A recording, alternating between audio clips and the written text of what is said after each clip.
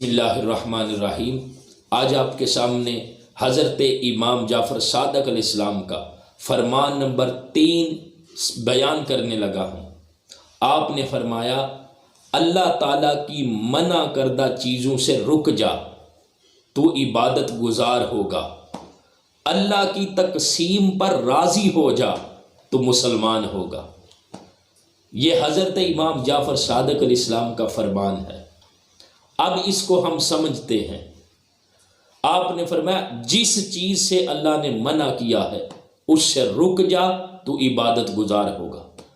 اب ایک طرف بندہ عبادت بھی کرتا رہے، یعنی جس چیز کا اللہ نے حکم دیا ہے ان پر بندہ عمل بھی کرتا رہے، نماز پڑھتا رہے، روزے رکھتا رہے، صدقہ و خیرات کرتا رہے، نیک کام کرتا رہے، اعمال صالحہ کا ذخیرہ کرتا رہے، ابرار کرتا رہے، یعنی نیک کام میں زندگی گزار رہا ہو، اور دوسری طرف وہی بندہ اگر منکرات سے، برائیوں سے، گناہوں سے، سیاکاریوں سے، بدعمالیوں سے اپنے آپ کو بچاتا نہیں ہے تو ایک طرف عبادت بھی کرتا ہے، اللہ کا حکم مانتا ہے، اور دوسری طرف جو منکرات ہے جس سے اللہ نے منع کیا ہے اس سے رکتا نہیں، اس سے باز نہیں آتا، ایک طرف عبادت کرتا ہے اور دوسری طرف منکرات سے بچتا نہیں، تو فرمایا وہ شخص عبادت گزار نہیں ہے۔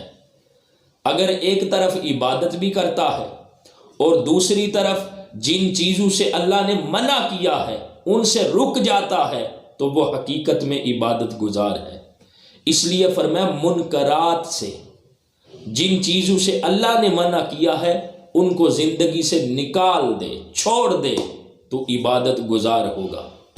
اور پھر فرمایا اللہ کی تقسیم پر راضی ہو جا تو مسلمان ہوگا، یعنی اللہ رب العزت نے جو کچھ تجھے عطا کر دیا ہے اس پر قناعت اختیار کر، اس پر راضی ہو جا، اس پر اللہ کا شکر ادا کر کہ مولا تو نے جو کچھ عطا کیا ہے میں تیری عطا پہ راضی ہوں، میں تیری تقسیم پہ راضی ہوں، جو کچھ میرے مقدر میں، میری قسمت میں رکھا ہے، دیا ہے، میں اس پر راضی ہوں۔